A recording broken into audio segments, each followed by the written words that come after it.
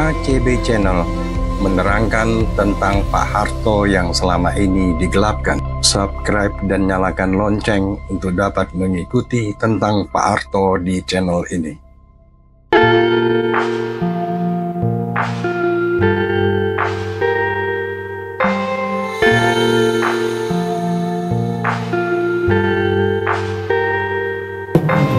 Terima kasih.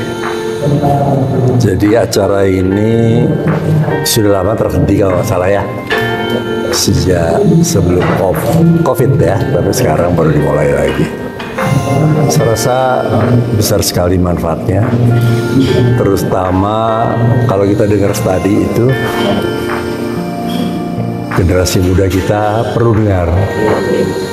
Jangankan generasi muda, saya aja waktu itu baru 2 tahun ya umur saya, jadi sangat tidak tahu.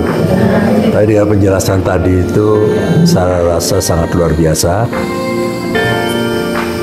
Kalau generasi muda sekarang ada kepres dari Presiden, itu tidak ada peran sama sekali Pak Harto.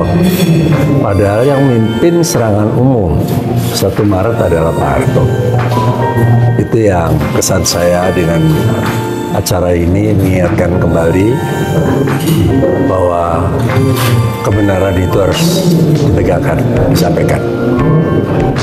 Kemudian untuk merelevansikan museum ini Pak Ketua, museum ini kan biar bisa tetap bisa dinikmati oleh generasi berikutnya, terutama Gen Z dan Gen Alpha ke depannya, dan bisa tetap melihat bahwa sosok bangsa seperti Pak Harto ini punya makna buat mereka.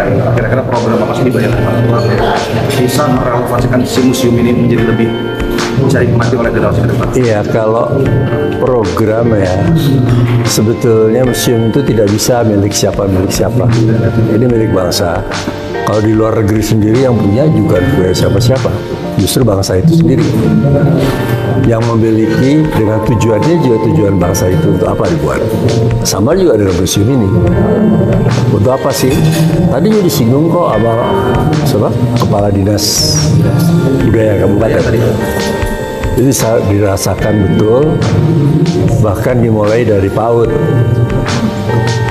Dan itu betul-betul diperlukan. Kalau kita lihat di Jepang, kelas 1 sampai kelas 4 SD, itu belum ada ujian macam-macam, hanya pembentukan karakter.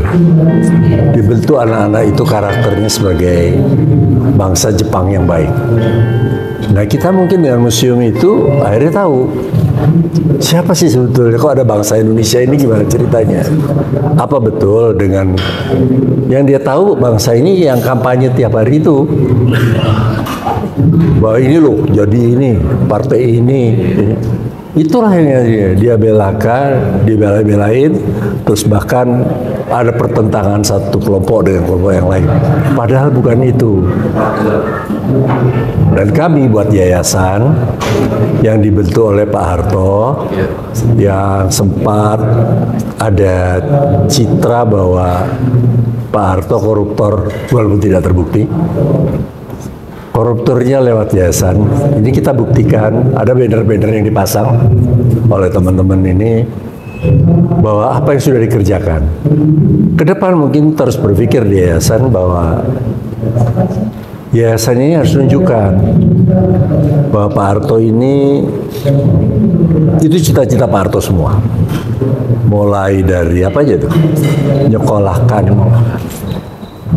anak-anak yang kurang mampu, yang berprestasi, terus keluarga pahlawan.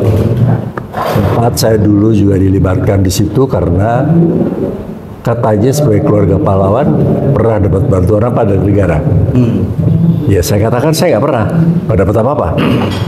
Tetapi kan boleh dong kalau anak kopral misalnya, pahlawan tidak selalu tentara. Kalaupun anak kopral kan kepengen juga jadi tukang insinyur, istilah beliau begitu. Jadi dibentuklah Yayasan Trikora, masjid. Saya masih ingat betul, sebelum Pak Harto, masjid saya tahunya langgar dulu, kecil-kecil. Saya suka mainan beduk di di langgar-langgar itu. Tapi kalau sekarang masjid, Bapak yayasan ini bikin sampai 999, tapi yang dibangun oleh masyarakat juga nggak sedikit. Jadi ribuan sudah masjid kita di Indonesia. Demikian juga kebetulan saya juga pegang di samping Trikora, saya juga pegang Mandiri. Itu meningkatkan kesejahteraan. Banyak sekali yang kita coba untuk diingat keinginan Pak Harto.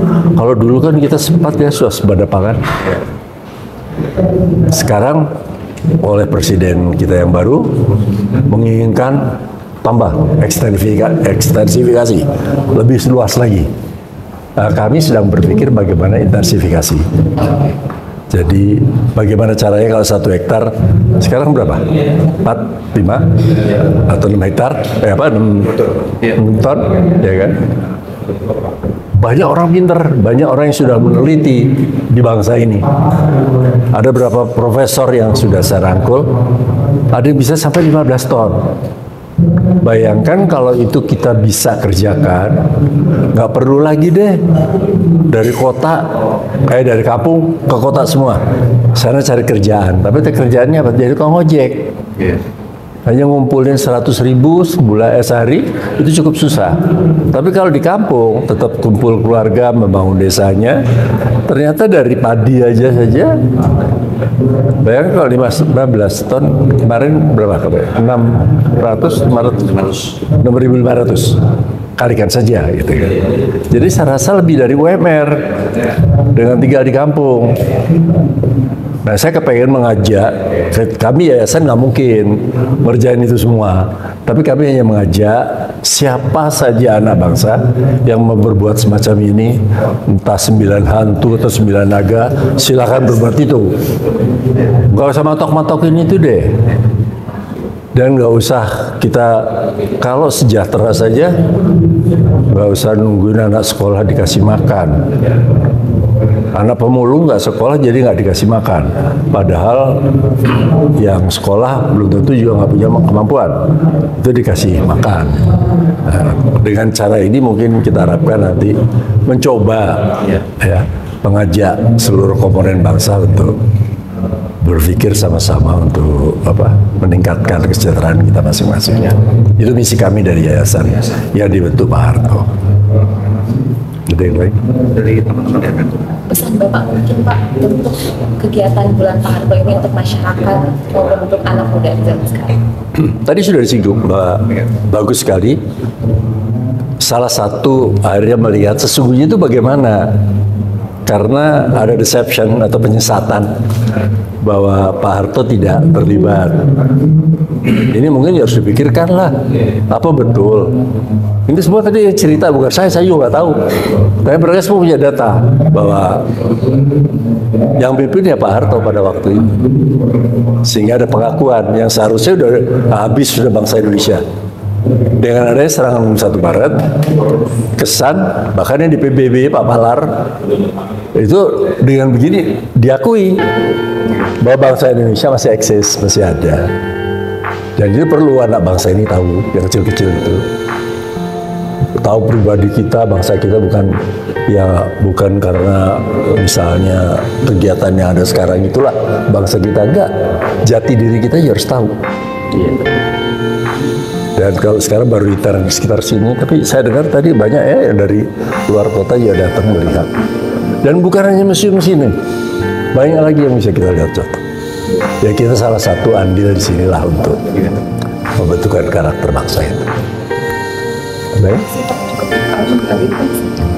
Personal banget sih Pak Ketua. Kan Pak Ketua dekat sekali dengan Bapak Harto. Momen yang paling nggak terlupakan sama Pak Harto apa sih Pak? Yang sampai sekarang tuh, wah ini memang sungguh banget. Saya rasa Secara casual atau secara formal? Ya secara umum aja saya pikir ya. Beliau itu orangnya sederhana sekali. Oke. Mungkin orang nggak percaya meja makan beliau sebesar ini. Oh ya? Ya. Ya, malas ini. Tapi saya suka diajak makan siang. Makan siangnya, dan itu udah nggak jabat ya. Udah nggak jabat. Itu hanya ikan kembung 2, tahu, tempe, sayur lodeh.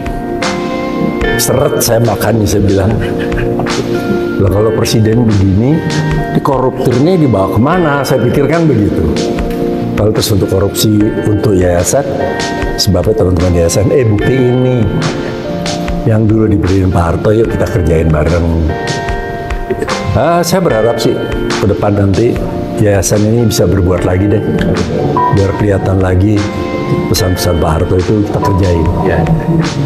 Jadi ya kalau saya begitu meninggal kayak Pak Harto gitu, saya udah nggak bisa ini, tapi ternyata masih diterusin apa niatan dari beliau. Gitu aja. Oke. Makasih. Pak Ketua, apa ya? Terima kasih. Terima kasih. Mungkin dari kami para yayasan atau siapapun di kelompok kami mungkin banyak berbuat salah, baik kata, sikap. Tapi mohon maaf sebesar-besarnya berkaitan kita akan melaksanakan bulan puasa. Mohon maaf lahir batin, dan kami ucapkan kepada umat muslim yang melaksanakan ibadah puasa, kami ucapkan selamat berpuasa. Mudah-mudahan yang kita kerjakan bisa diterima sebagai amal ibadah kita. Terima kasih. YKCB Channel menerangkan tentang Pak Harto yang selama ini digelapkan. Subscribe dan nyalakan lonceng untuk dapat mengikuti tentang Pak Harto di channel ini.